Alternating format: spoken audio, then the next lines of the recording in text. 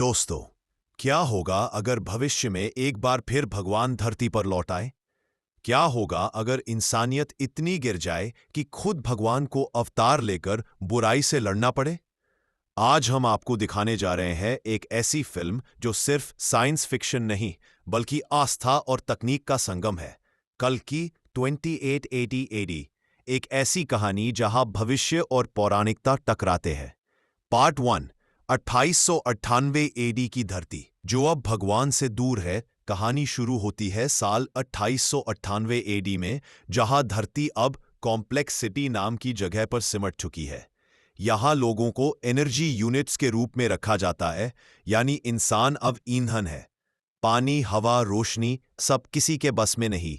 दुनिया पर राज करता है सुमित्रा, कमल हासन, एक तानाशाह जो खुद को अमर और भगवान कहता है। लोगों में डर है, भूख है और उम्मीद का नामो निशान नहीं। लेकिन एक भविष्यवाणी अब भी जीवित है। जब अधर्म चरम पर होगा, तब विष्णु का 10वां अवतार कल्कि जन्म लेगा, जो पृथ्वी को मुक्त करेगा। पार्ट 2, तकनीकी दुनिया में मानवता की कीमत। यह वो दौर है जहां रोबोट इंसानों को कंट्रोल करते हैं। लोगों के पास आजादी नहीं है, बस काम करने की मशीनें हैं। हर व्यक्ति के पास एक लाइफ कोड है, और अगर वो ओड हट जाए तो इंसान मिटा दिया जाता है। इस सब के बीच एक साधारण बाउंटी हंटर भैरवा प्रभास आता है। वो एक सेल्फिश आदमी है जिसे सिर्फ लग्जरी और पावर चाहिए।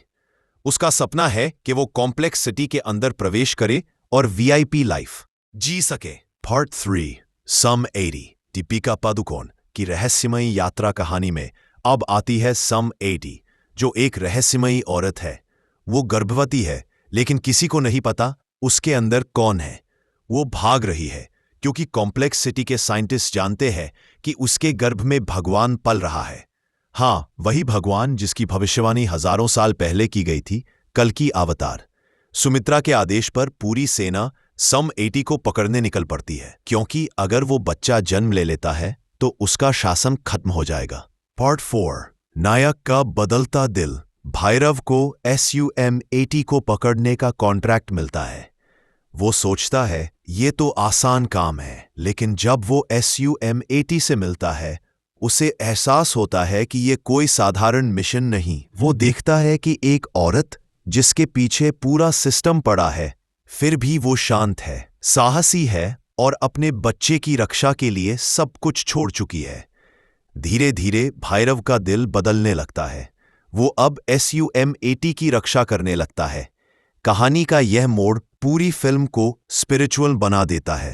पार्ट 5, युद्ध, चमत्कार और विश्वास। अब शुरू होती है फिल्म की असली लड़ाई। एक तरफ तकनीक, हथियार और मशीनें हैं, दूसरी तरफ आस्था, मातृत्व और भगवान का नाम। सुमित्र की सेना SUM 80 को घेर लेती है।